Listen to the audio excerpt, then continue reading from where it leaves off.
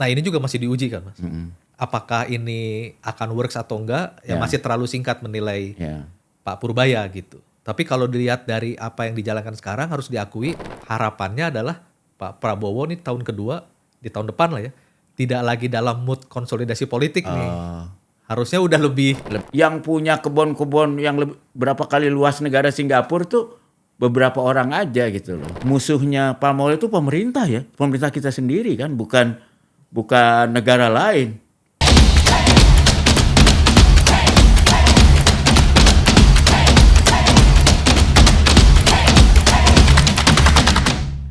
Halo para pemirsa Retorika. Terima kasih nih sudah mengklik dan mensubscribe. Kalau yang belum silahkan. Hari ini di akhir tahun ya, tahun 2025. Kita tentu berpikir nih, sebentar lagi kan pada mau bikin resolusi. Ya, biasanya banyak berkaitan juga dengan persoalan rezeki nih. Dan untuk itu kita beruntung kedatangan tamu Bung Meta Dharma Saputra. Ya, ini Bung Meta ini seorang jenius lah dan udah membidangi ekonomi dari wartawan Bisnis Indonesia ya, masuk Tempo, sekarang punya sendiri namanya Kata Data. Khusus bidang ekonomi. Ekonomi, bisnis, tapi juga ke politik juga Mas. Politik ya. Tapi kamu nih udah jadi homo ekonomis ini kayaknya. Ekonomi. Nah, karena kan banyak persoalan Ya. ekonomi pada akhirnya juga sangat tergantung kepada soal politik. Ya. Dan kalau saya ketemu para top level bisnis itu, saya nggak ditanya ekonomi sih Mas. Ya. Karena mereka lebih tahu, yang ditanya ini politik mau kemana. Ya. Jadi Harus tahu dua-duanya. ekonomi ya. politik dua-duanya lah. Ya. Tapi sama politikus kamu ditanya ekonomi gimana gitu kan? Iya. Oke. Ya itu tapi kan profesi wartawan gitu, jadi jembatan ya antara berbagai profesi. Cuman berbeda kalau biasanya suka dibilang wartawan itu jack of all trades but master of none gitu ya. Tahu sedikit-sedikit semuanya tapi nggak pernah mendalami salah satu pun. Kalau Bung Meta ini dalam-dalam semua lah gitu kan. Saya tuh mau tanya sebetulnya, Bung Meta ini optimis nggak ekonomi tahun depan buat Indonesia nih? Nah, ini mungkin kalau lihat dari optimis atau enggak kan memang kita harus lihat apa yang ada sekarang. Dan kalau saya ngomong sejujurnya, agak sulit berkembang sangat cepat seperti yang kita harapkan. Iya. Jadi beberapa prediksi kan memang melihat mungkin di tahun depan juga masih di kisaran 5%. Untuk ke-6 juga challenging saya kira. Barometernya kan kita lihat ternyata pertumbuhan dari ekonomi khususnya di kelas bawah itu belum bergerak betul. Orang berharap kepada move dari Pak Purbaya nih.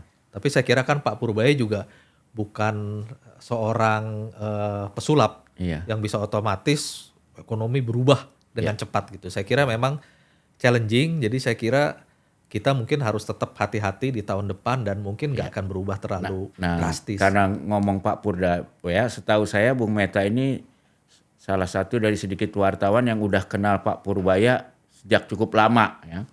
Dia sudah banyak berdialog dengan beliau.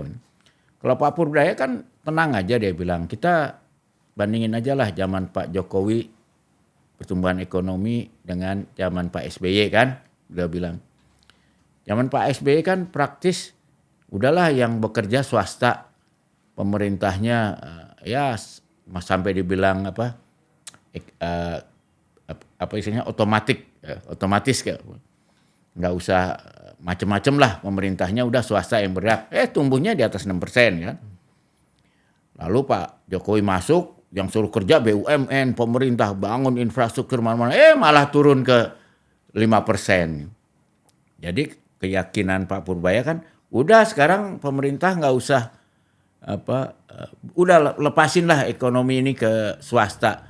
Paling nggak 6% lagi dapat tuh, gimana? Percaya tuh dengan teori yang disimplifikasi seperti itu? Saya mungkin ya tadi kalau sama Pak Purbaya ini saya kenal lama sekali. Waktu itu kepala Dana Reksa Research Institute. Ya. Dan dari dulu kan gayanya udah gitu gayanya kan? begitu. Ya memang selengean gitu. Sangat friendly sama kita. Waktu itu ya saya masih anak buahnya Mas BHM nih. Sama anak buahnya Mas Bambang Harimurti. Mas Bambang sebagai Pemret gitu, saya kemudian redaktur pelaksana ekonomi. Dia di Dana Reksa ya. Jadi Dana Reksa, saya bekerja sama, beliau tuh punya data masif sekali. Dan setiap 3 bulan tuh mengeluarkan data tapi untuk internal. Nah, dia selalu bikin tuh indeks, namanya Consumer Confidence Index dan lain-lain. Dan sebetulnya mungkin banyak yang nggak tahu ketika ada kasus Senturi, sebetulnya yang menjelaskan bahwa pada waktu itu tuh Senturi harus diselamatkan untuk menyelamatkan ekonomi Indonesia dan sebetulnya sudah ada tanda-tanda menuju krisis, itu adalah karena datanya Pak Purbaya.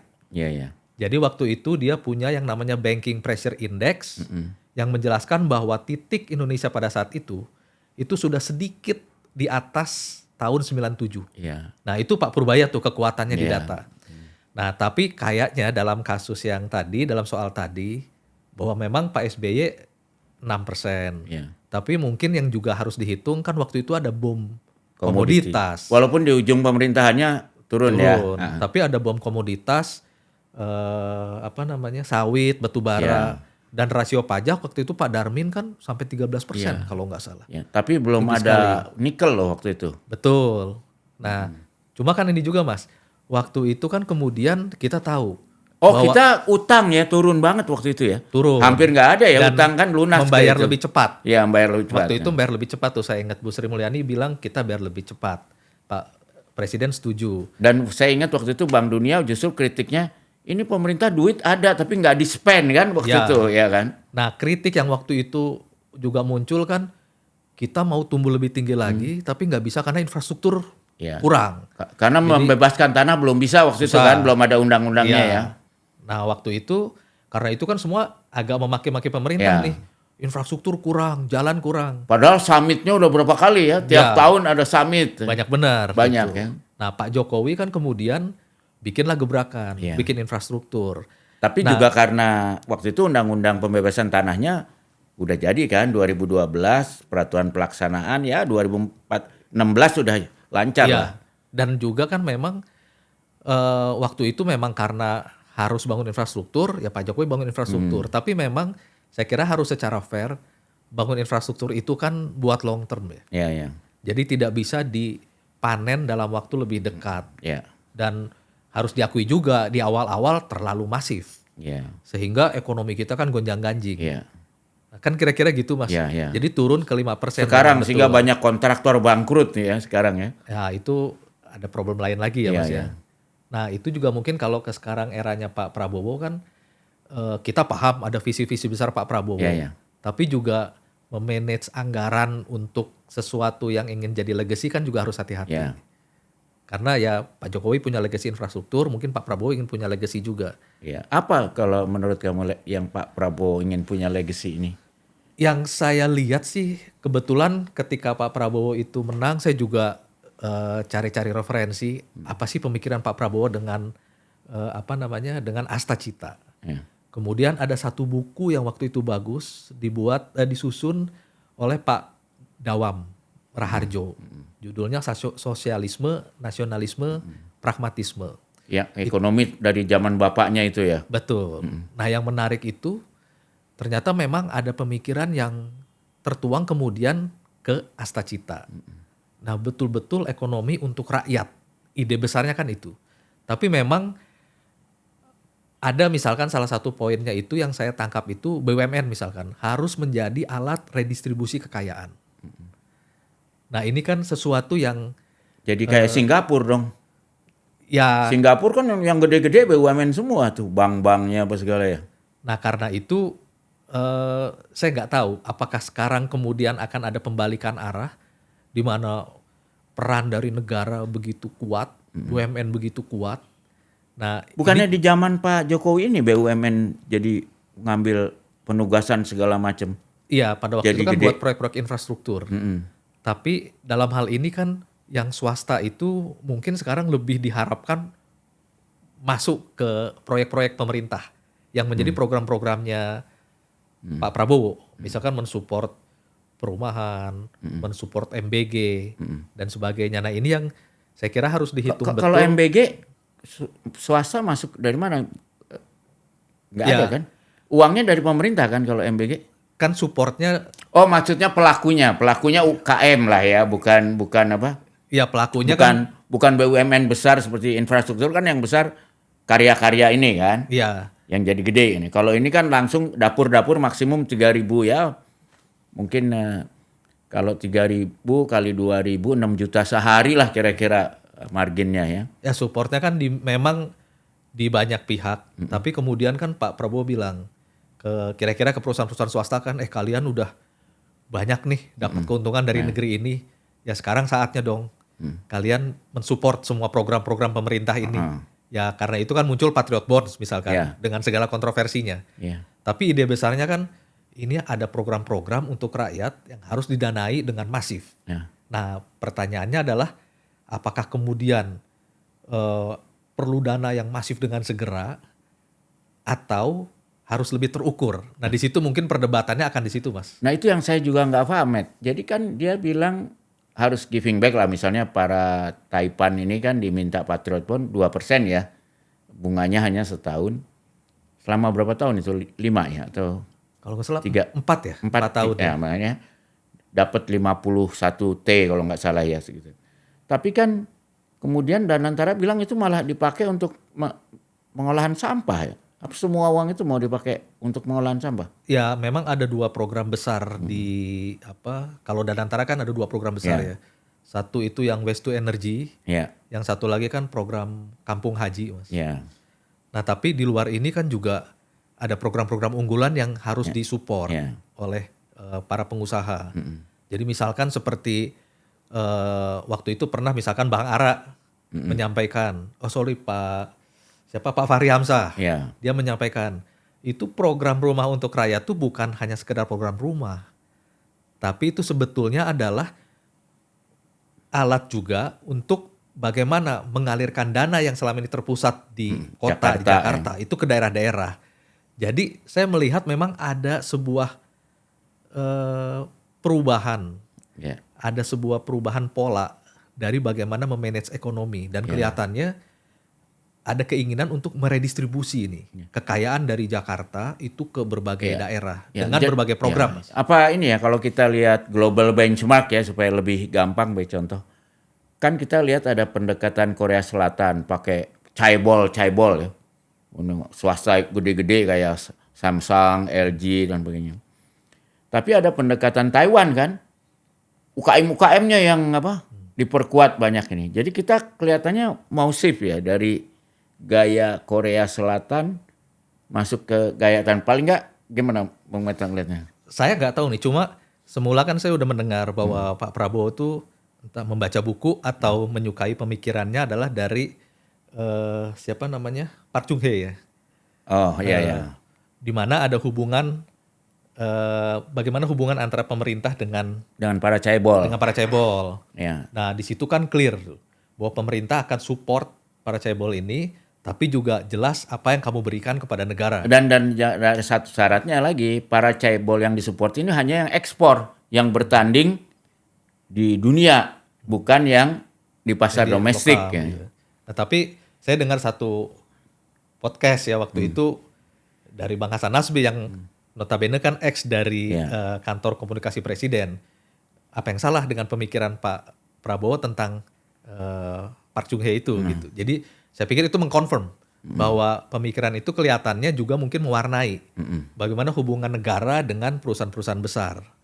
Nah ini juga kan yang harus di-manage juga, karena kalau tidak kan kemudian orang akan juga ada was-was juga, waduh ini bagaimana nih negara hubungannya dengan dunia usaha. Saya kira orang masih menebak-nebak arahnya akan kemana dan ini harus segera terselesaikan, karena kalau tidak kan kelihatannya orang berpikir, waduh ini perubahannya akan kemana, saya lebih baik wait and see dulu dan dia tidak mengembangkan usahanya.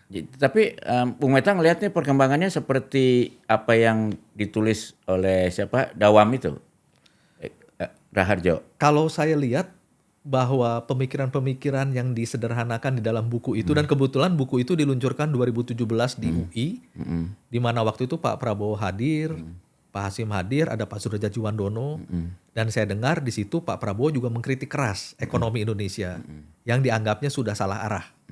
Sudah Gitu. melanggar konstitusi. Melanggar konstitusi. Kemudian kira-kira harusnya digunakan untuk sebesar-besarnya kemakmuran rakyat, Ya. yang pada kenyataannya kok tidak seperti itu. Nah, sehingga saya lihat ada keinginan membongkar ini semua. Dan itu sangat kerasa di buku ya, dalam quote yang disebut Paradok Indonesia kan, itu sebetulnya kan kumpulan dari pidato-pidatonya Pak Prabowo kepada kader-kadernya, lalu dikumpulkan oleh temannya Bung Meta juga ya, Pak Dirgayusa ini. Oh iya. Iya. Nah, selain dari bukunya Dawam itu, Bung Meta juga lihat ini dari buku Paradok Indonesia itu, apa kira-kira perbedaannya ekonominya Presiden Prabowo sama Pak Jokowi ini? Kalau saya lihat sih memang mungkin apa ya? Satu hal yang saya lihat sangat beda adalah kelihatannya Pak Prabowo betul-betul ingin memusatkan kekuatan kepada negara. Dan kemudian juga bahwa mau tidak mau Pak Prabowo juga sangat dipikiri oleh pola pikir seorang militer. Sedangkan Pak Jokowi kan sangat sipil. Pemikiran seperti itu dan lebih dekat dengan pemikiran dunia usaha. Karena dia seorang eksportir dan sebagainya. Nah, di situ saya lihat memang agak berbeda pendekatannya. Jadi contohnya adalah misalkan Pak Prabowo kelihatannya sangat concern dengan ketahanan Indonesia. Dari sisi pangan, dari sisi defense gitu. Nah, sehingga terjemahannya adalah bagaimana militer yang dianggap bahwa kita ini kekurangan secara orang, secara personil, dan kemudian kurang juga dari sisi peralatan, harus dilengkapi dengan kekuatan militer yang melindungi, yaitu dengan pertahanan rakyat semesta. Nah, muncullah sekarang yang digulirkan oleh Pak Safri dengan mengerahkan banyak sekali pembentukan batalion teritorial pembangunan. Betul, dan itu kan harus dibiayai pasti. Ada logistik yang harus dipenuhi supaya militer sampai ke desa itu bisa bergerak, bisa terbentuk.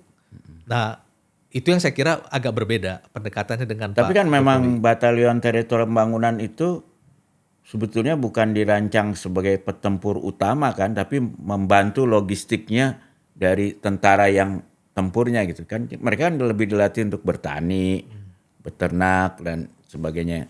Ya mungkin karena perang semesta itu nggak bisa ngarepin logistik dari pusat kan. Tiap-tiap pulau mesti ya bergerilya lah sendiri-sendiri.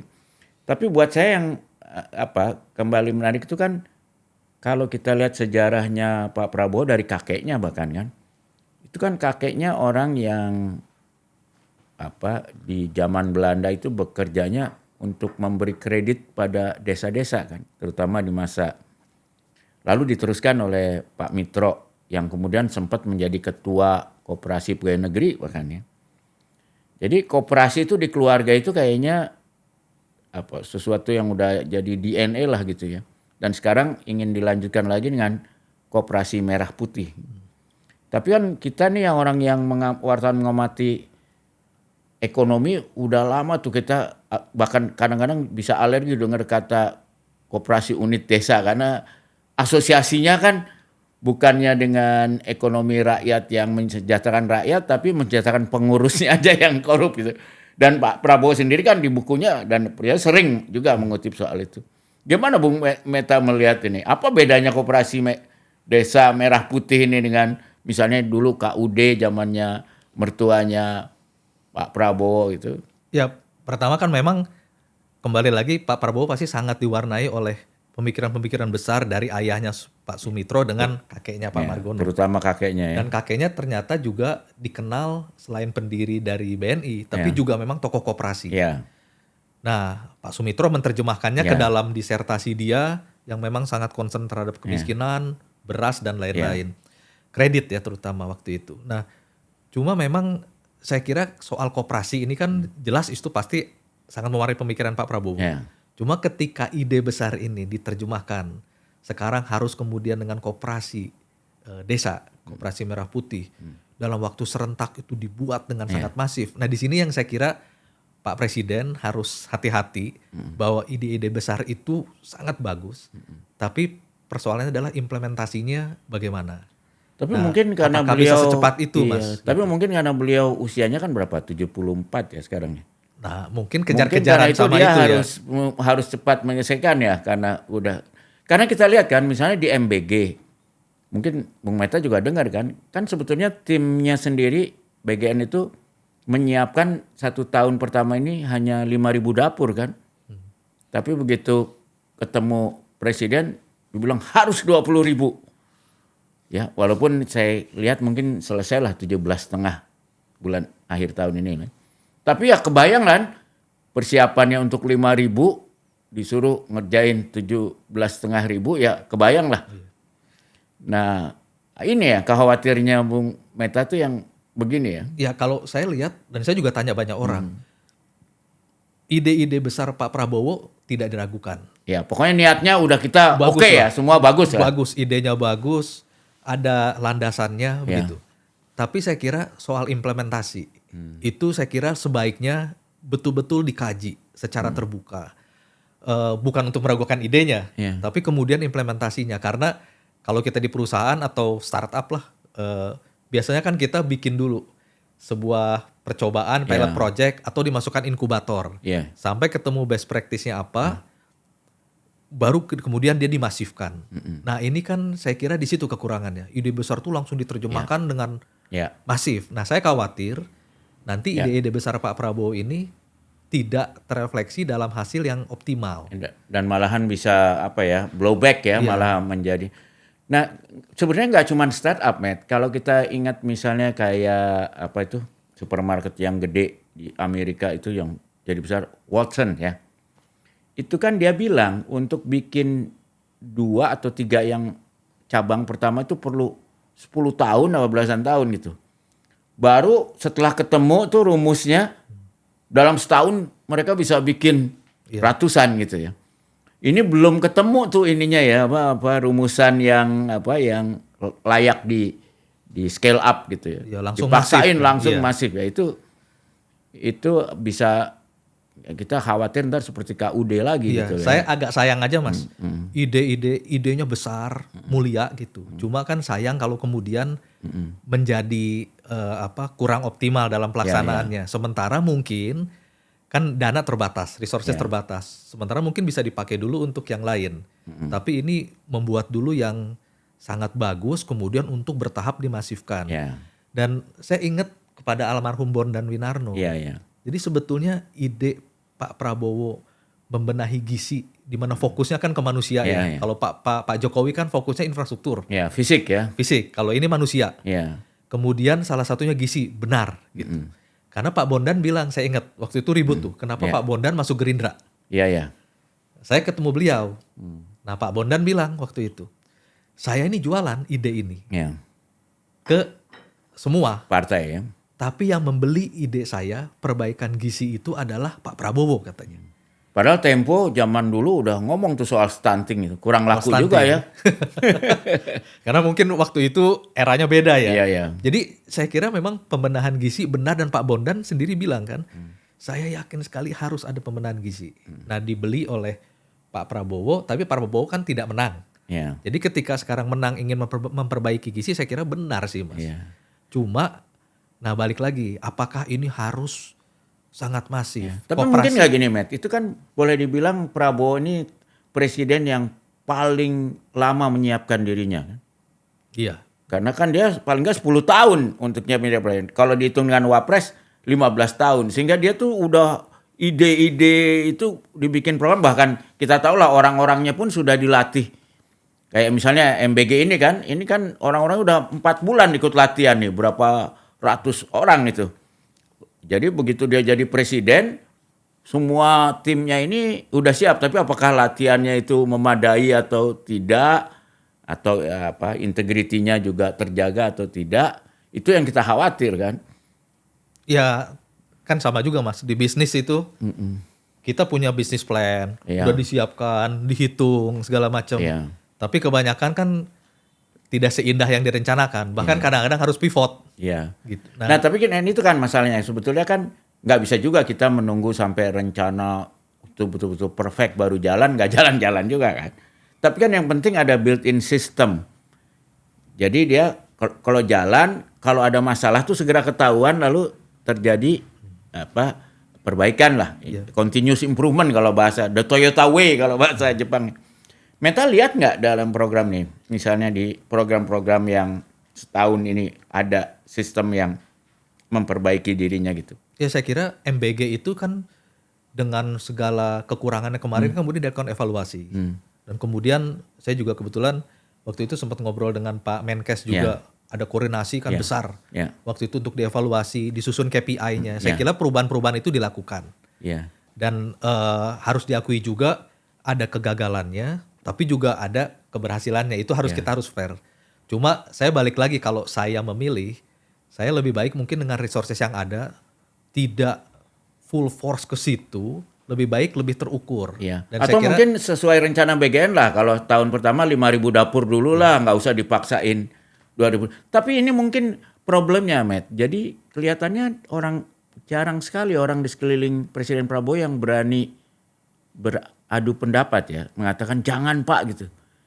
Kita apa mungkin di sekeliling Pak Prabowo ini perlu Mr. No lah kalau kita bilangnya ya, atau Dr. No ya. Kalau di bank tuh ada yang namanya bagian risk, harus orang risk yang kuat gitu ya.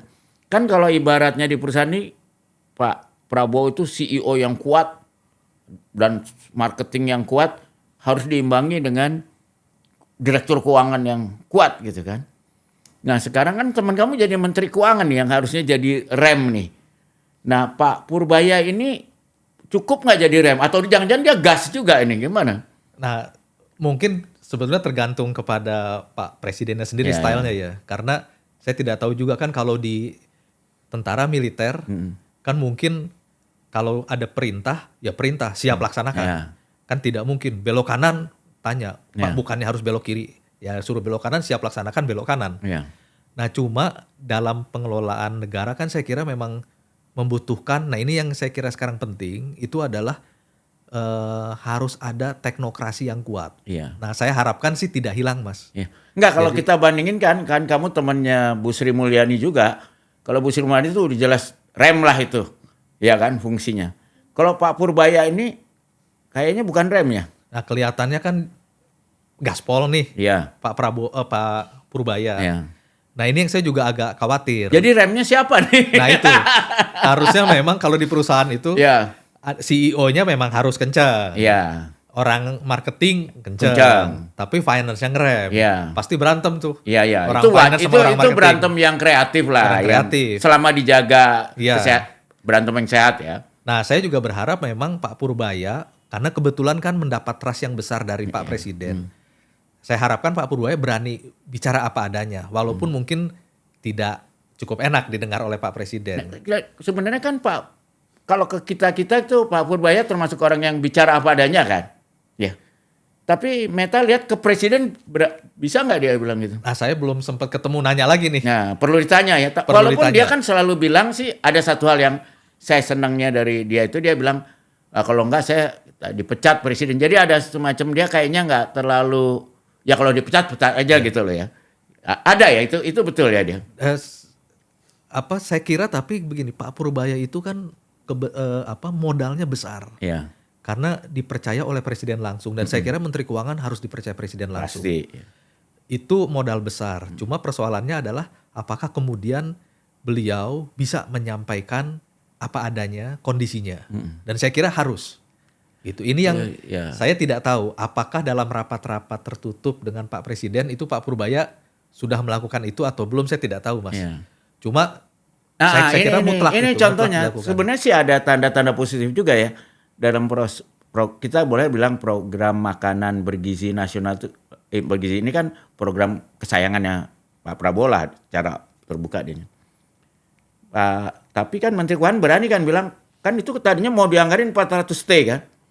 Kalau nggak dipakai saya ambil, dan benar itu diambil ya.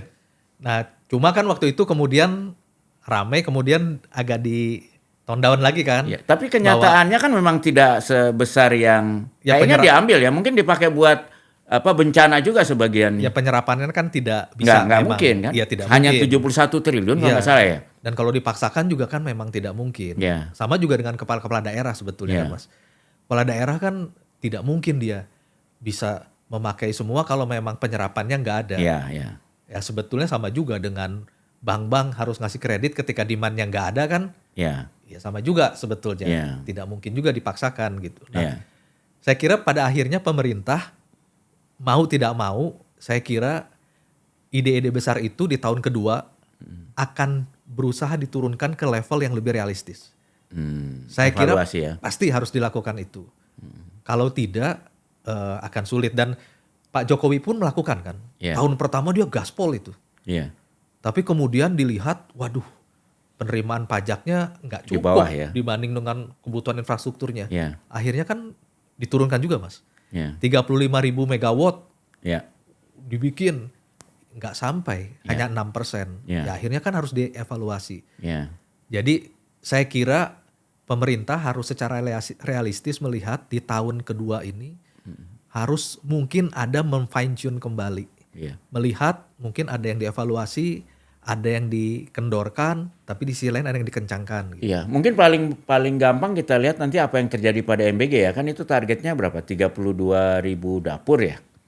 Itu apakah akan dipaksakan di tahun kedua atau mungkin perbaiki dulu nih yang 17.500 dapur ini jalan dengan benar dulu. Tapi saya lihat salah satu yang kelihatan memang ada continuous improvement gitu ya, ada indikator. Itu dia sekarang dibayar di depan ya di MBG itu, dapur-dapur itu.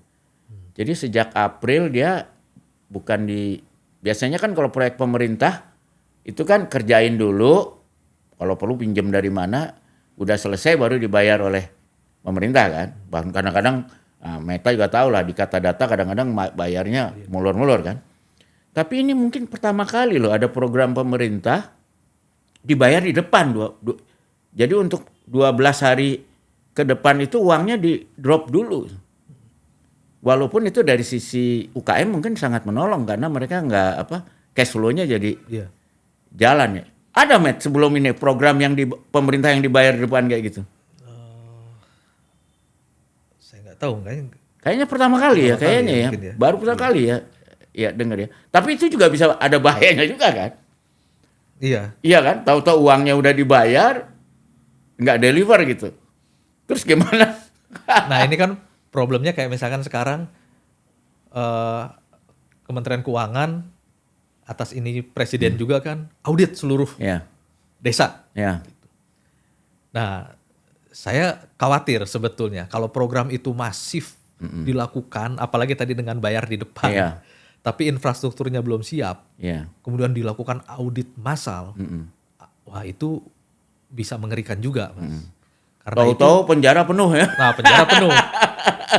Jadi kan memang kadang-kadang kita berpikir infrastruktur itu infrastruktur saja, Mas ya. Tapi behavior orangnya siap apa tidak gitu. Nah ini yang kadang-kadang tidak menyiapkan secara komprehensif gitu. Kalau yang bagus sih menurut saya kan itu kemarin kan kuota dapur tuh udah habis ya.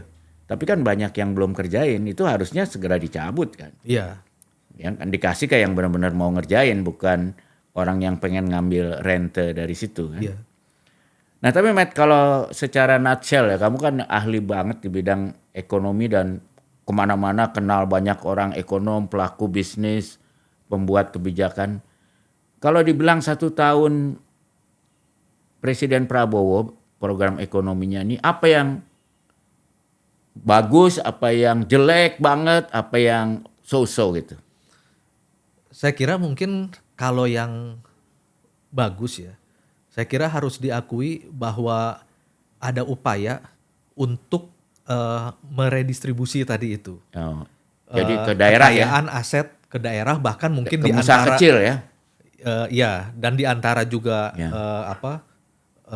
pebisnis juga. Itu memang bahwa kesenjangan kita melebar dan sebagainya, saya kira itu harus diapresiasi. Ada upaya besar ke sana. Ingin menurunkan kesenjangan. Gini koefisien. Ya. Tapi belum ada indikatornya ya itu berhasil apa enggak? Saya kira kan mungkin tidak akan cepat ya dilakukan itu. Cuma memang balik lagi, apakah kemudian itu harus dilakukan dengan cara yang sekarang? Saya kira ini harus dievaluasi, Mas. Gurusa-gurusu gitu ya. Dan tanpa mungkin tidak cukup perencanaan yang cukup matang.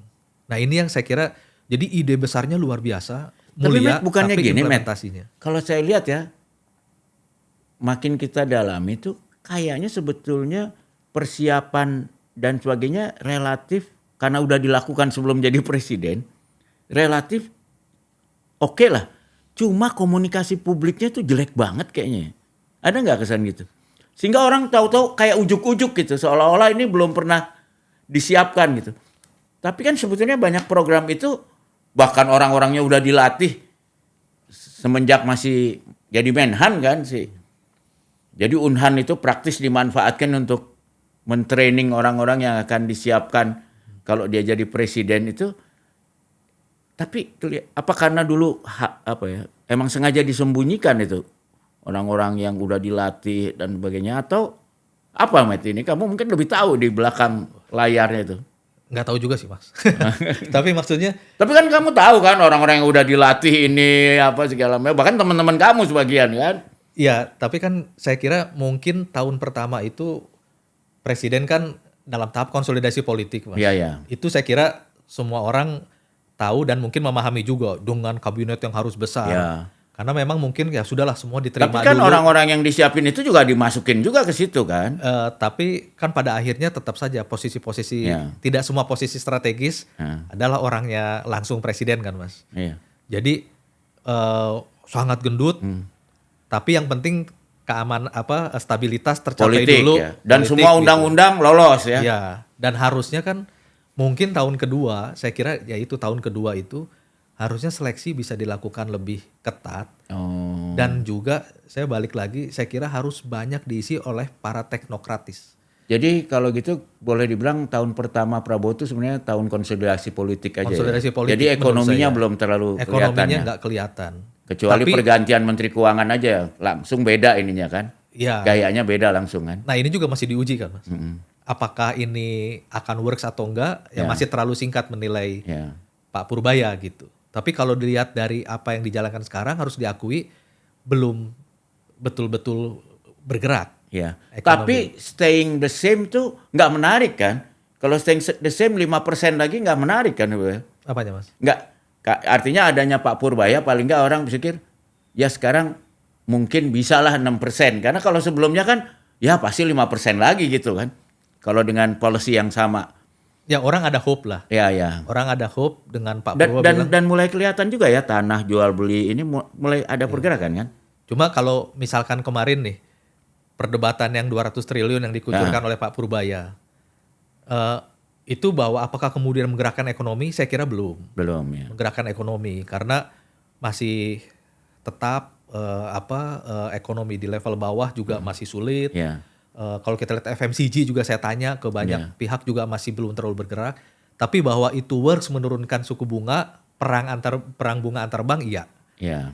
Jadi saya kira dalam sisi itu kita apresiasi ada sebuah perubahan yang terjadi dan hopefully menjadi lebih baik tahun depan. Ya. Nah program-programnya besar Pak Prabowo dijalankan, saya kira semua orang bisa menerima, ide-ide besarnya bagus. Ya. Tapi kemudian mungkin tahun kedua orang ingin melihat sesuatu yang lebih achievable, lebih rapi. Ya. Nah karena itu harapannya adalah Pak Prabowo nih tahun kedua, di tahun depan lah ya, tidak lagi dalam mood konsolidasi politik nih. Harusnya udah lebih masuk. Jadi udah selesai lah ini bab-bab chapter baru lah ya. Harusnya ya Mas ya. Ya. Harusnya. Tapi saya ngebayanginnya gini, Matt. Kenapa enggak kan kalau kita ngomong gampangnya itu semua orang akan bilang ekonomi Indonesia itu dasarnya adalah ekonomi komoditi. Pokoknya kalau harga komoditi lagi bagus, ekonomi Indonesia bagus kayak zaman Pak SBY ya kan. Atau zaman Pak Harto ketika oil boom gitu kan. Kalau ekonomi buruk, ya ekonomi kita juga mendelep gitu kan. Nah kalau prediksi Meta sekarang, kita kan boleh dibilang ekonomi kita kan sawit, batu bara, terus apa lagi, ya food industri lumayan ya, 5-6 miliar dolar lalu. Tapi basically komoditi lah, nikel sekarang masuk gitu. Ini prediksinya harga komoditi ini di tahun depan stable, menurun, menaik, kalau radar kamu gimana? Kelihatannya kita kan tidak akan bisa lepas dari komoditas lah Mas ya. Iya. Karena Oh udah jelas lah kalau Sudah itu. jelas lah. Sama kayak Australia lah. Iya. Jadi ya kita semua pengen lah. Wah harus bener-bener new economy yang green dan sebagainya. Tapi kan tidak bisa semudah membalik telapak tangan. Iya. Bahwa ada transisi harus dilakukan. Tapi Indonesia pasti masih akan bergantung kepada itu. Iya. Sama juga dengan soal rokok gitu. Iya. Sumbangan besar, ya apakah harus dimatikan seketika? Ya satu kabupaten bisa mati. Iya. Jadi saya kira ini pasti harus dilakukan. Cuma yang saya ingat betul waktu itu dengan bagus Pak Raden Pardede, ekonom senior kan. Dia bilang yang dilakukan di era Jokowi betul. Hilirisasi itu is must. Benar ya. Tapi ada satu lagi yang harus dilakukan itu adalah lompatan teknologi. Nah saya kira ini yang harus dimanfaatkan oleh Pak Prabowo nih. Karena prediksinya Google, risetnya Google, Temasek waktu itu, ekonomi internet Indonesia itu akan menjadi yang terbesar kan di Asia Tenggara, Mas. Iya. Pertanyaannya adalah apakah kita akan bisa manfaatkan ini sebagai engine baru untuk pertumbuhan ekonomi di luar komoditas. Iya. Dan harusnya kita punya, Mas, punya luxuries untuk itu. Nah, tapi kan ada problem begini, Matt. Selalu dikritik ya. Pertama, dibilang kelas menengah kita menurun jumlahnya, jadi poor. Itu kan berbahaya kemana-mana, ada ke stabilitas politik. Kedua, kelihatannya ekonomi kita itu terlalu cepat deindustrialisasinya itu. Nah, dua tren yang dikhawatirkan ini kelihatannya di zaman pergantian presiden ini tetap aja begitu atau ada perubahan? Nah, saya melihat sebetulnya concern ini kan lama sekali disuarakan oleh Bang Faisal Basri almarhum.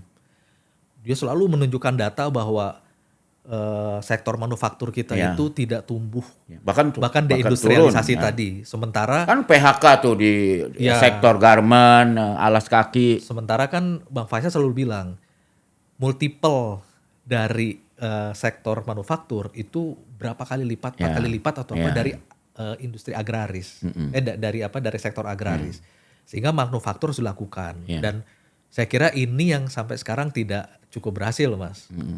Jadi harusnya ini menjadi concern dari pemerintahan juga, bagaimana membangun industri. Cuma di luar itu saya kira saya melihat new economy ini harus betul-betul digarap. Tapi kalau ngomong industri itu kan kalau baca Paradok kan salah satu yang dikeluhkan Presiden Prabowo, masa Indonesia pernah bertahun-tahun jadi pembeli sepeda motor terbesar dunia, sampai sekarang satu pun nggak ada sepeda motor merek Indonesia ya, apalagi mobil. Lalu sebagai bentuk kampanyenya kalau Pak Jokowi dulu bikin Mopnas, udah membuat kita semua penuh harapan. Sekarang Pak Prabowo dengan Maung, katanya dengan Pindad. Ini Maung ini akan jadi Mopnas seperti Pak Jokowi atau beneran akan seperti Vietnam lah, sekarang dia udah punya mobil yang kita bisa naikin di taksi di Jakarta dan kota-kota di Indonesia. Ya, gimana kalau dari pengamatan Meta? Nah ini kan saya kira kita mesti merumuskan dulu, Mas. Positioning kita di dalam industri otomotif apa. Kalau Thailand kan firm tuh. Thailand itu tidak pernah mau membuat kemudian istilahnya mobil nasional. Tapi dia partnya, produk bagian itu, dari global, bagian dari global. Kemudian chain. Produknya dibuat di dia, tapi kemudian dia menjadi pengekspor yang sangat besar. Dalam bentuk komponen atau build up juga bisa ya. Nah, dia jelas. Pokoknya dia mau cari yang added value-nya paling tinggi lah, kira-kira gitu. Nah, pertanyaannya apakah memang grand design kita ingin membuat mobil nasional atau seperti Thailand? Tapi kan problem Thailand itu terus terang aja ya, kita nggak usah sebut mereknya lah. Ada satu merek di sini yang cukup populer, tapi saya kaget.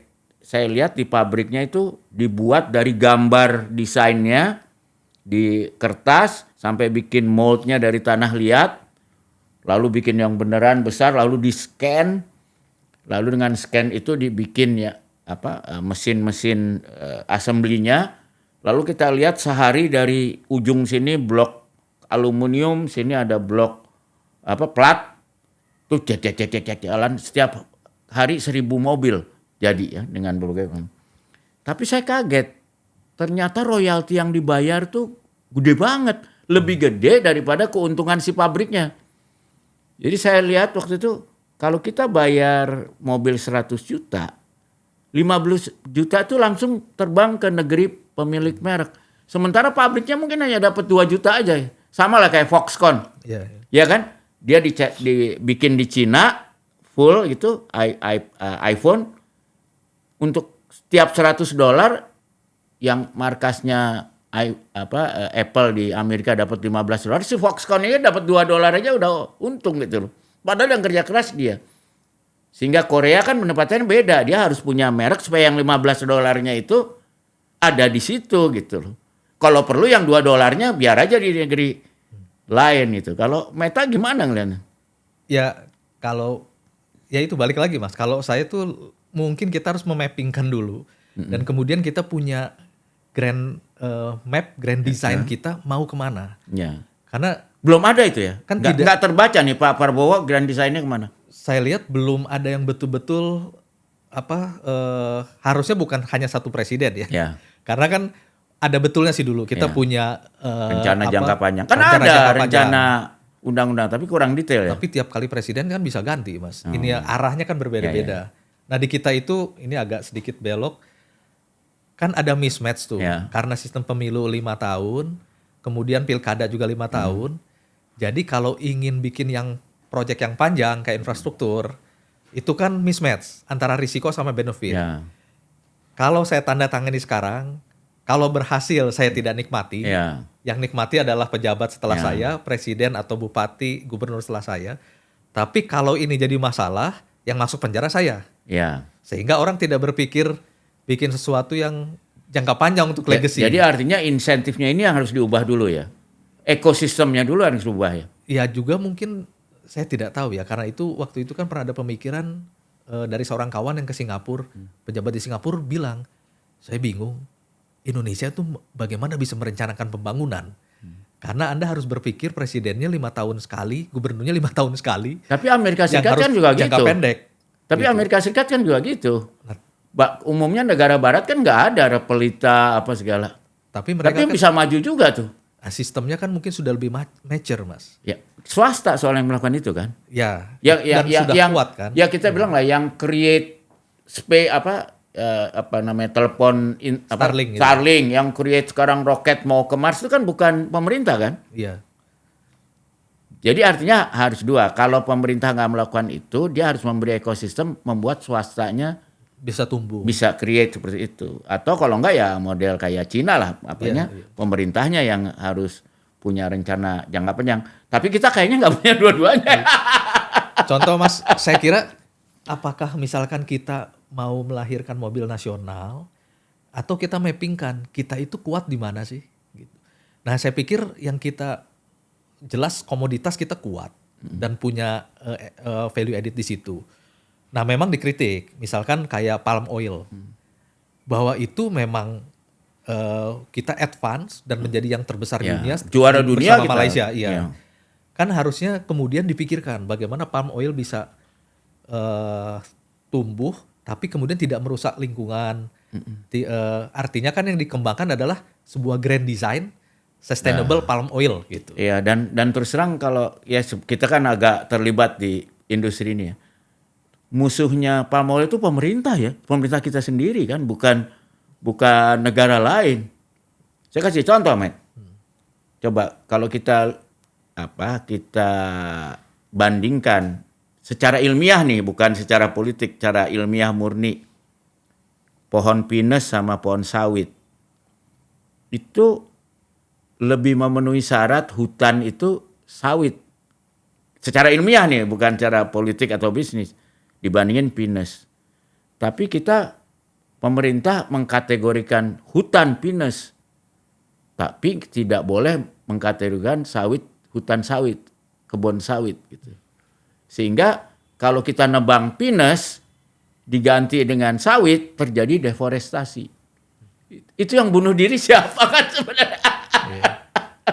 Ya saya Nah itu gimana? Cuma concern gimana kita bisa harus ada ini Mas, ada grand plan yang disepakati oleh stakeholders. Bahwa fokusnya adalah sustainable palm oil gitu. Semua harus komit dan mewujudkan itu. Toh hasilnya akan dipakai oleh semua, karena gimana pun juga misalkan palm oil ada 17 juta petani. Nah, Tapi dibebaskan dengan kemudian kalau perusahaan banyak sekali orang menanam sawit dengan Ilegal. sembarangan ilegal, ya itu harus dibantai lah gitu, Nah harus dibabat. itu yang saya berharap sebenarnya Pak Prabowo karena pernah tinggal lama di Malaysia. Kalau kita lihat kan di Malaysia dukungan terhadap sawitnya besar masyarakatnya. Karena memang kebanyakan kebun sawitnya punya masyarakat kan. Punya yang namanya velda. Itu justru orang-orang paling miskin di Malaysia dulu yang mempunyai kebun sawit saingan kita itu. Bahkan mereka beli di Indonesia kan. Nah, tapi kalau di kita ya itu tadi paradok itu. Yang punya kebun-kebun yang berapa kali luas negara Singapura tuh beberapa orang aja gitu loh. Ya meskipun petani 40% tuh Mas. Seingat saya bahwa kebun sawit yang dimiliki oleh petani itu 40%. Iya, tapi kalau dibandingin 40% dia milik berapa hektar. Dan karena miliknya sedikit, dia nggak bisa meremajakan sehingga produktivitasnya rendah kan. Sebenarnya dulu saya ngusulin itu kita mesti belajar dari Uber atau dari Grab. Saya dulu ngomong juga sama Pak Wijaya, Pak Franky kan bisa menjadi pabrik CPO terbesar dunia tanpa punya kebun sawit 1 hektar pun seperti Uber atau Airbnb, nggak punya hotel tapi menguasai perhotelan terbesar di dunia kan. Ya itu sistemnya bisa kayak Velda gitu. Dan ini sesuai juga dengan ekonomi demokrasi ekonomi. Jadi bukannya Typhoon ini tambah miskin, nggak juga. Ya seperti yang punya Airbnb kan lebih kaya daripada penguasa konsesi di kita. Nah mungkin kalau itu bisa dirangkai Mas, bahwa ya kita punya kekayaan sawit, tapi jangan sampai merusak. Artinya kan harus ada green design, disepakati semua sustainable palm oil. Kemudian ini kan dikaitkan. Sudah ada kan kalau itu kan? Dan udah moratorium kan sebetulnya. Cuma pengawasannya nggak jalan kan? Nah itu kan tetap harus dikembangkan terus kan Mas. Kemudian sustainable palm oil bisa untuk ketahanan pangan, food security, kemudian juga untuk energy security. Kan itu dengan Pak Prabowo inline tuh. Kemudian dikaitkan juga dengan turunannya sampai ke MBG misalkan. Apakah MBG itu juga bisa ada kaitan langsung antara sustainable palm oil yang ke energy security, ke food security, ujungnya adalah dalam bentuk MBG. Nah ini kan satu mata rantai yang harusnya semua orang melihat gitu, tidak pecah-pecah. Kalau aku mau men-challenge itu, menurut saya sih semua rencana yang keren-keren itu kita udah punya. Tapi pelaksanaannya kan problemnya kan enforcementnya. Buktinya ada berapa juta hutan lindung ternyata dibikin kebun sawit ilegal kan. Padahal kan ngawasin itu kita pakai Google Map aja dari HP kita bisa kok. Ya kan? Atau kemarin terjadi bencana di di Sumatera. Kan kita lihat dari Google Map aja udah kelihatan tuh di puncak-puncak gunung ada gitu. Jadi ini kan bukan soal pengetahuan, bukan soal konsep, tapi enforcementnya itu ditegakkan. Benerin ini gimana, Met? Nah, emang ya harapannya dengan Pak Prabowo ini sekarang mengenforce betul. Karena orang kuat gitu ya. Iya, punya komando yang clear begitu. Harusnya kemudian juga tentara dan polisi juga dalam satu komando.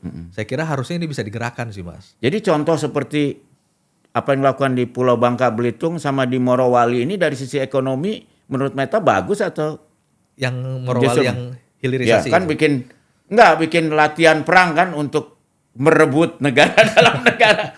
Kalau di Bangka Belitung kan karena itu kan penyelundupannya udah masif kan. Ya kalau katanya pemerintah nilainya 66 triliun. Ya gede ya katanya. Jadi kalau dalam 6 bulan aja karena itu dan itu kan harus pakai latihan militer yang melibatkan 45.000 tentara dari semua angkatan supaya mereka nggak lama-lama juga di sana gantian. Jadi nggak sempet masuk angin gitu kan. Nah cara-cara seperti ini nih sustainable nggak atau secara ekonomi positif atau negatif? Harus kita lihat kali Mas ya. Hasilnya akan seperti apa gitu. Tapi saya merasa bahwa ya unsur dari sisi law enforcement oke gitu. Tapi juga jangan berlebihan kemudian munculkan ketakutan. Iya, iya. Nah, ini yang saya kira harus dibalance betul. Bahwa di satu sisi Pak Prabowo sangat clear komennya dan harusnya bisa semua tidak main-main lagi. Jadi ada shock terapi masih shock bisa terapi, difahami. oke, iya. Tapi jangan shock terus gitu ya. Jangan shock terus. Kalau shock terus kita nggak bisa kerja. Karena saya dengar juga kok banyak orang ngerem nih. Iya. Ngerem kalau di kalangan pengusaha bingung juga. Iya, iya. Dan kalau kita jujur-jujuran kan, misalkan soal lahan Mas. Iya. Itu saya yakin banget pasti banyak dispute. Saya juga ingat bicara dengan almarhum Pak Kuntoro. Iya. Waktu itu kan beliau pernah UKP 4. Soal one map Iya. gitu. One map itu ya pasti akan ada tumpang tindih lahan. Namanya juga hasil dari puluhan tahun dan dulu juga korupsinya luar biasa. Nah, tapi ketika ini kemudian dibuka semua harus dibenahi apakah siap? Nah, Pak Jadi Kuntoro kembali juga, ke enforcement kan. ya enforcement tapi Karena juga, kalau dari sisi teknologi sekarang kan di mana aja pakai GPS saja kita bisa pastikan kan. Harusnya yang double itu teknologinya ada lah dan tidak terlalu mahal-mahal banget gitu. Tinggal kemauan politik dan kemampuan mengenforce kan sebenarnya. nah cuma mungkin harus hati-hati sih Mas. Karena misalkan ternyata dari map itu ada kekeliruan, lahannya tumpang tindih. Nah, tapi kan ini produk legal dari berapa puluh tahun Ya. lalu. Iya, Sehingga kan pernah juga saya mendengar kasus satu perusahaan multinasional dikejar-kejar dia. Ya. Dikejar-kejar bukan era Pak Prabowo ya, Ya, sebelumnya di era Pak Jokowi dikejar-kejar karena lahannya inilah lahan masuk hutan lindung atau apa Ya, gitu. Padahal ini sudah produknya legal dari berapa puluh tahun yang lalu. Iya, iya. Nah, ketika ada dispute itu, kita kan harus hati-hati juga. Ya. Kalau law enforcement oleh pemerintah baru, tapi sementara ada Ya. produk legal hukum, Kita masuk topik baru. Sebenarnya kan Ada harus ada uncertainty mens di situ. reanya kan. Sebetulnya kan kalau itu dilakukan tanpa niat jahat, harusnya ya itu bukan masalah hukum tapi masalah perdata biasalah. Iya. Yang bisa diselesaikan sebagai masalah koreksi kebijakan kan. Tapi kan problem kita kadang-kadang aparat penegakan hukum kita nih kebiah-uyah aja ya. Hal yang kebijakan bisnis atau kebijakan politik bisa dituduh sebagai pidana. Gitu. Ini mengganggu banget ya, Mas? saya kira iya Mas. Jadi Dan makin terasa mengganggu tetap atau gimana kalau trennya? karena kan ya saya sama Mas BHM juga kan Ya. lama nih mengamati Ya, ya. ini ya. Jadi saya kira memang harus hati-hati bahwa kita semua pasti sepakat ya Mas. Ya, Berantas korupsi itu udah pasti lah, Pasti. sudah pasti. Tapi memang perdebatannya adalah ketika kemudian yang dikedepankan adalah kerugian negara. Ya. Nah ini kan jadi masalah. Sementara kan bisa jadi rugi itu, kalaupun betul rugi, bisa jadi rugi itu kan keputusan bisnis. Ya. Namanya juga bisnis, bisa rugi bisa untung. Tapi kalau tidak ada niat jahat atau mens reanya, ya dia tidak harusnya dihukum. atau kebijakan pembangunan kan, namanya Ya. kebijakan pembangunan bisa tidak sesuai dengan yang diharapkan, Iya. bisa juga ya. Jadi saya kira kan tidak fair bahwa keputusannya itu bisa menguntungkan, bisa merugikan, ya bisa keputusan bisa salah gitu, tapi tidak berarti Iya. korupsi kan. Intinya kalau ada ketidakpastian hukum pasti susah ada pertumbuhan ekonomi ya, kecuali ekonomi gelap. Ekonomi gelap. Tapi ekonomi gelap di kita besar kan. Ekonomi gelap konon Yang katanya informal, begitu. ya. Iya. Nah, ke soal yang lain nih, karena kita udah cukup lama juga ngomong soal pajak nih ya. Karena kan ya itu tadi zamannya Pak SBY kan masih double digit ya, walaupun lower double digit, sekarang malah ke single digit kalau benar-benar strict ya. Dan ini kan nggak sustainable ya. Di lain pihak upaya menaikkan ini juga harus hati-hati, kalau enggak kita lihat apa yang terjadi di banyak negara aja. Kalau yang Meta dapat dari timnya Presiden Prabowo untuk urusan ini, apa yang rencana mereka, dan apakah mereka concern banget soal ini? Karena dulu aku ingat waktu dia kampanye sih dia bilang dia pengen 16%, itu gimana, Met? Bisa jelasin? Sebetulnya kan sama Mas. Jadi waktu Pak Jokowi itu naik, kemudian kebetulan kan beberapa pimpinan media ketemu Pak Jokowi. Saya ikut juga. Waktu itu kan target rasio pajak 16%. Dari 11 mau naik 16. Nah saya udah sampaikan juga, saya waktu itu bertanya langsung ke Pak Jokowi. Nah Pak, ini kayaknya kita boleh optimis tapi harus realistis. Saya kira tidak mungkin ke 16%. Nah, tapi waktu itu kan karena targetnya harus kenapa 16% untuk membiayai Untuk infrastruktur infrastruktur ya. yang luar biasa. Kalau nggak mismatch. Ya. Yang kasihan kan Pak Menkyu-nya waktu Ya. itu, Pak Bambang Brojo. Ya. Nah, tapi balik lagi itu tahun pertama. Akhirnya kan tidak tercapai sebetulnya. Malah turun. Untung ada tax amnesty, Mas. Ya. Saya kira waktu itu kalau nggak ada tax amnesty, wah berat sekali. Ya. Nah, jadi ketika sekarang Pak Prabowo juga ingin 16%, saya kira setiap presiden pasti menginginkan itu. Nah, cuma harus hati-hati kalau belajar pengalaman dari Pak Jokowi 2014, Mas. Dan saya kira nggak ada Pelajarannya salahnya. apa tuh pelajarannya? Ya pada akhirnya kan direvisi, Mas. Menuju realistis. Jadi sesuatu yang idealis oke, tapi harus kemudian ke realistis. Nah, saatnya saya kira mungkin Pak Prabowo ini ide-ide besarnya itu sekarang di fine tune ulang. Menuju sesuatu yang lebih realistis, lebih terukur. Dan saya kira itu akan lebih baik. Tapi Saya yakin kan sekali. Meta kan udah ngamatin pajak nih mungkin udah lebih dari 20 tahun kali ya. Ya, sebagai wartawan gitu. Sebenarnya kenapa sih kok declining gitu ya? Kalau masih tetap aja masih mendingan loh. Kalau declining itu kan kalau udah gajinya dinaikin 9 kali lipat, udah segala macam lah tukinnya 100% dan sebagainya. Kok bahkan terakhir mau pakai Cortex katanya malah sempat bermasalah. Apa sih yang terjadi, kenapa pajak kita bukannya membaik kok memburuk gitu? Saya kira problemnya adalah kita itu kan besar sekali sektor informal, Mas. Ya. Nah, pertanyaannya adalah kalau kita mau besar, pasti harus lebih banyak orang yang lebih kena pajak. Nah, ini pasti tidak populer. Nah, apakah kemudian setiap pemimpin itu akan punya keberanian untuk mengenakan pajak lebih besar? Tapi kan bisa masyarakat. selektif kan? Misalnya dengan progresif lah. Kalau sekarang kan terus terang dalam prakteknya bisa regresif. Karena kalau orang super kaya, dia nggak mau dapat income besar sebagai owner. Kalau dividen kan cuma 10% pajaknya final. Iya. Sementara anak buahnya yang GM atau apa kena yang berapa? 30 atau 35%. 35%. Mungkin kamu kena yang 35%. Sementara orang-orang super kaya kita efektif kenanya 10% karena mereka nggak mau terima income sebagai gaji, tapi kalau terima sebagai dividen kan cuma 10%. Iya, tapi kan di sisi lain kita harus fair juga sih, Mas. Melihat misalkan ada beberapa perusahaan besar, saya nggak sebut nama lah ya.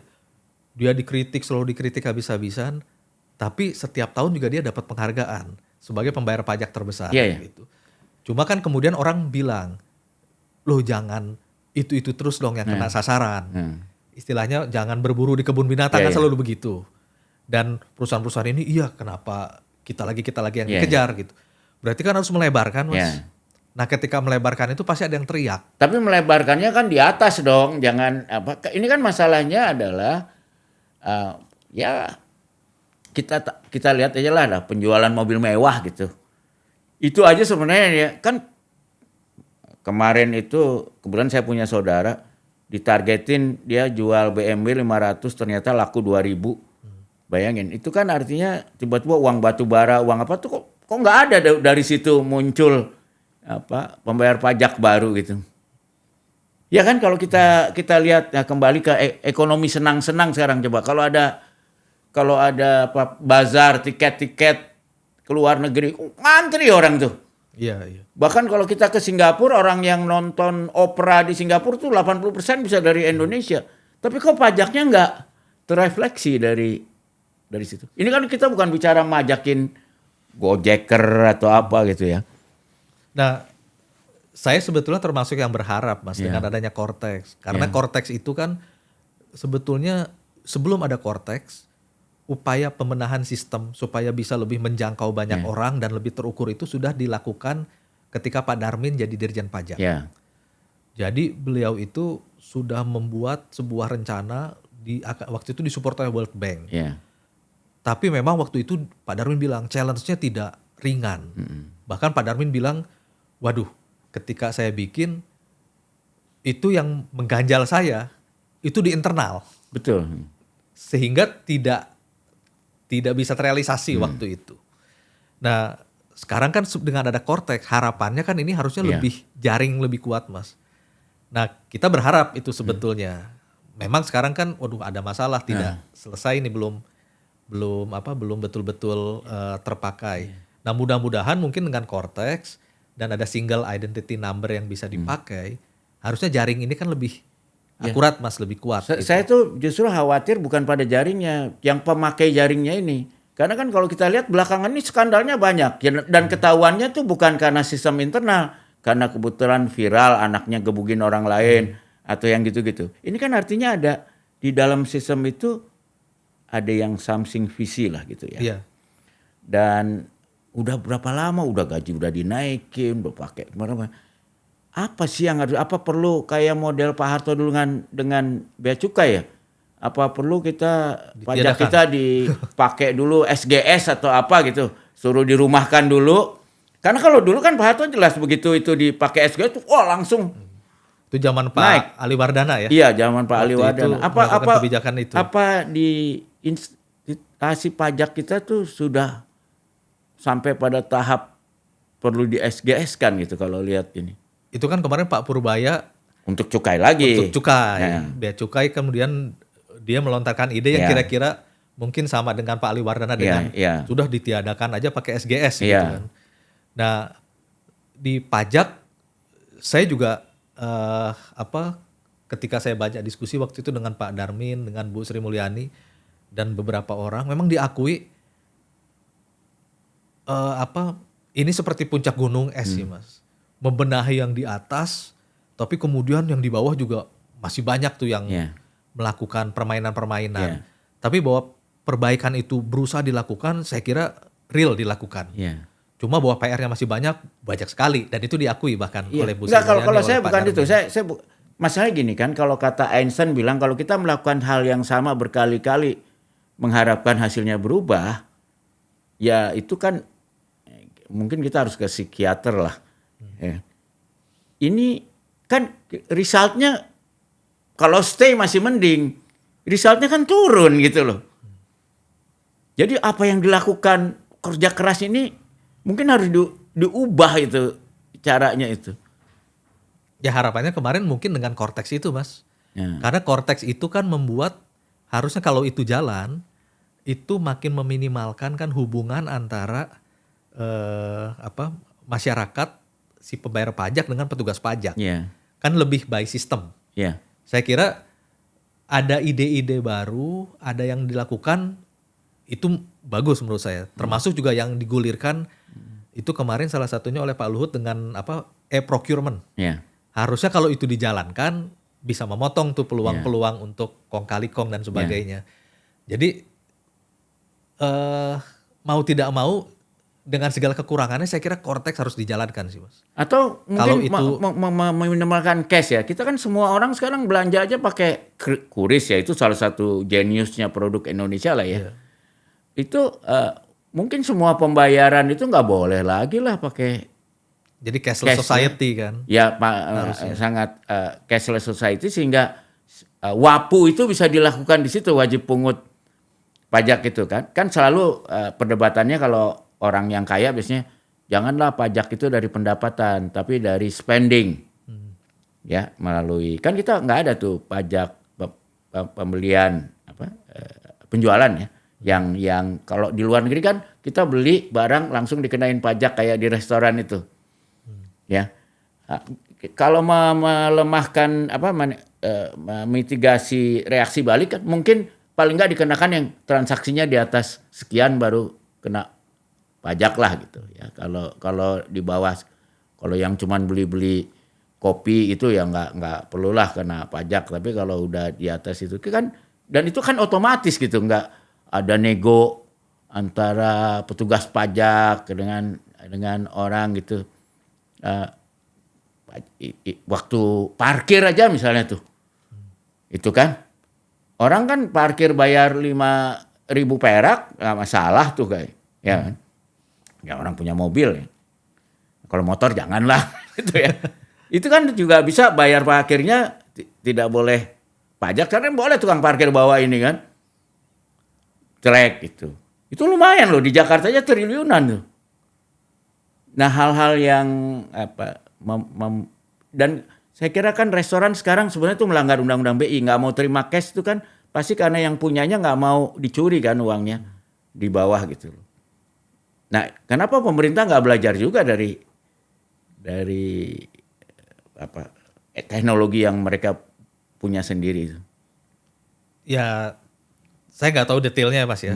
Tapi yang saya tahu adalah bahwa harapannya memang karena Indonesia seluas ini, kemudian petugas pajak juga tetap rasionya itu bahkan lebih kecil daripada yang idealnya begitu.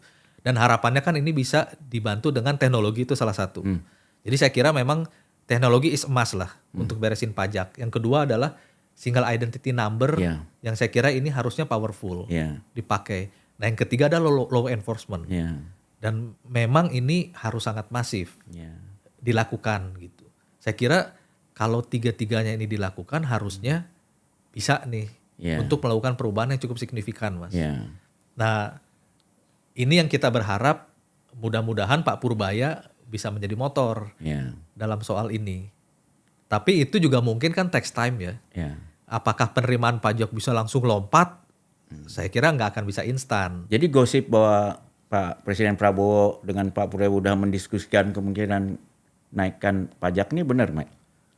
Saya nggak tahu, tapi kan sempat berkembang awalnya akan ada tax amnesty berikutnya. Tapi kemudian yang saya dengar kan itu tidak jadi. Nah muncul yang lain lah. Karena tax amnesty dianggap waktu itu terutama repatriasinya moral tidak hazard ya. Dan repatriasinya kan tidak terjadi cukup masif Mas dari pengusaha. Nah karena itu memperkuat adalah ya sudah lebih baik Patriot Bond saja katanya gitu. Sama kan. Itu ya kewajiban naruh uangnya di bank lokal. Iya di bank lokal. Nah ya kita lihatlah kebijakan-kebijakan akan dilahirkan di tahun 2026 nanti ini nih Mas. Gitu. Jadi optimis, pesimis, optimis bersyarat, pesimis bersyarat. Saya kalau harus menyampaikan optimis pesimis atau optimis bersyarat, mungkin optimis bersyarat kali ya. Syaratnya? Syaratnya adalah menurut saya tadi itu Mas, harus ada fine tuning terhadap kebijakan-kebijakan yang berawal dari ide-ide besar Pak Prabowo. Idenya tidak salah, idenya bagus, tapi implementasinya harus sekarang di fine tune. Jadi MBG itu saya kira ide awalnya bagus sekali. Dan kemudian perbaikan-perbaikannya harus makin dipercepat gitu. Kalau ini works, saya kira itu baru bisa kemudian memunculkan sebuah efek yang luar biasa. Begitu juga dengan industri. Law enforcement bagus nih Mas. Tapi jangan memunculkan ketakutan. Kalau law enforcement kemudian jangan shock terus ya. Shock terus. Kalau law enforcement memunculkan ketakutan, yang dilihat adalah ada uncertainty, risk yang tinggi di Indonesia. Investment nggak masuk, kemudian pengusaha lokal tarik rem. Saya tunggu dulu deh sampai agak adem baru saya investasi lagi. Sekarang maintain saja. Nah itu kan kita khawatir Mas. Jadi harusnya konsolidasi politik sudah selesai. Mungkin Pak Prabowo bisa lebih tenang, membuat tim yang lebih bagus. Dan satu unsur yang saya kira jangan dilupakan adalah unsur teknokrasi. Harus ada orang yang di sekeliling Pak Presiden itu betul-betul membuat kalkulasi-kalkulasi, menurunkan ide-ide besar Pak Prabowo itu ke dalam skema-skema yang lebih terukur. Dan berani bilang tidak walaupun risiko dipecat. Iya. Itu paling penting ya. Paling penting. Dan harusnya Pak Prabowo harusnya tidak masalah lah, harusnya ya Mas ya. Karena toh juga bukan ingin menggagalkan konsep Pak Presiden gitu. Justru kan ingin supaya konsep Pak Presiden dan ide-ide besar ini lebih bagus kan Mas. Jadi legacy beliau lah ya. Cuma saya kok selalu merasa butuh tahapan, tidak bisa instan. Nah problemnya mungkin kan mekanisme politik kita ini pendek itu Mas, 5 tahun itu. Sehingga butuh ada kecepatan. Tapi kalau gitu kan artinya tugas Bung Meta makin berat nih sebagai wartawan ekonomi, harus begitu ada yang presiden perlu ketahui karena bisa berbahaya, harus nyaring dong bunyiinnya gitu kan. Iya. Supaya walaupun mungkin dengan ada risiko iklannya dicabut dan sebagainya. Ya kalau kita lihat kan sebetulnya juga beberapa lembaga riset kan juga mengeluarkan Mas. Ya. Saya kira itu harusnya bisa ditampung Ya. dan didigest oleh tim. Nah, Ya.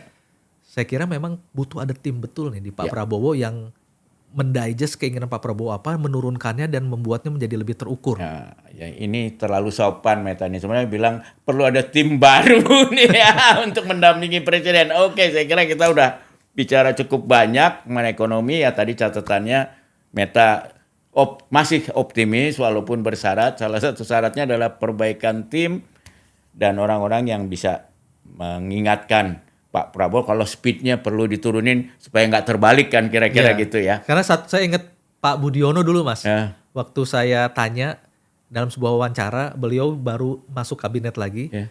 Beliau bilang bahwa mengendalikan ekonomi itu seperti naik sepeda. Oke.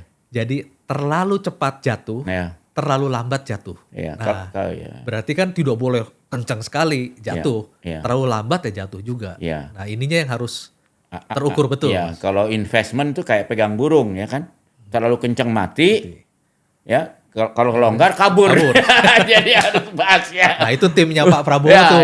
Harus Jadi menerjemahkan itu Mas. Ya, jadi kita minta Pak Prabowo dan timnya mengayuh sepeda dengan kecepatan yang secepatnya tapi aman. Terukur. Ya, dan memegang investasi itu pas. Ya. Tidak terlalu ketat membunuh, tidak terlalu longgar kabur. Ya Sebagai kan? CEO memang beliau harus kencang. Ya. Punya visi besar. Ya. Tapi harus ada tadi itu CFO-nya yang Ya. biasanya ngerem kan Mas. Ya, dan terpaksa kalau nggak ada tim ya para wartawan ekonomi dan politik seperti Meta ini harus kerja lebih nyaring juga supaya karena no viral, no justice gitu ya. Oke, terima kasih banyak nih ya. Memang ini mungkin lebih menarik buat mereka yang tertarik ekonomi, tapi siapa yang tidak terkena dampak ekonomi dan knowledge is power, tanpa mengetahui kita bisa jadi korban. Oke, terima kasih, kita akan undang lagi nih Bung Meta nanti ketika dia dapat bahan lebih menarik untuk dibagi dengan kita. Dan untuk itu kembali saya minta jangan lupa di like, di subscribe, kalau bisa juga dikirim ke teman-teman untuk jadi bahan diskusi kita bersama. Oke, terima kasih, bye-bye.